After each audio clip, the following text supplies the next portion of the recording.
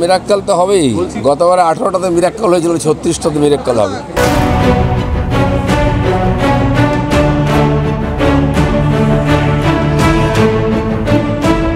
লোকসভা নির্বাচনের আগে ফের চেনা ছবি, দাবাং মোড়ে মাঠে ময়দানে দিলীপ ঘোষ। শুক্রবার দিনভর বর্ধমান দুর্গাপুর কেন্দ্রের এলাকায় এলাকায় জনসংযোগে ঘুরে বেড়ালেন দিলীপ ঘোষ।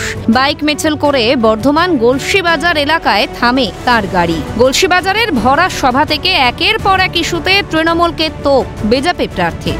বাড়ি বাড়িতে জলের পাইপ দেবে, খাবার জলের পরে টাকা এসে গেছে কেন্দ্র থেকে, সে টাকা গায়েব, বাড়ির সামনে জল আসেনি।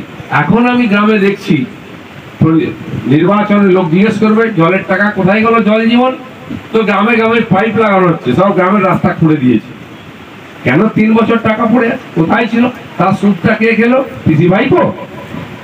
কেন্দ্রের টাকা ব্যাংকে থাকবে, সুদ খাবেন আপনারা। বর্ধমান গলসি থেকে দুর্গাপুর কাকসার পানাগড় 2 ক্যাম্পে পুজো দিয়ে দিলীপ ঘোষ পৌঁছন বনকাটি পঞ্চায়েতের 11 মাইল এলাকায়। সেখানেই চা চক্র থেকে কর্মী সমর্থকদের কনফিডেন্স জোগাতে দেখা যায় তাঁকে। সবার উপরে কেস আছে, আমার উপরে তো ডজন ডজন কেস, সারা বাংলায় সব থানায় সব কোর্টে কেস আছে। আমি যাই ওখানে জামিন নিয়ে একটা সভা করে আবার ওদের 14 উদ্ধার করি, আর একটা কেস আর এটা আমি করবো যতদিন থেকে জিতেছি। রাজেশ সেনগুপ্ত, রাজেশ খানের রিপোর্ট, ক্যালকাটা নিউজ।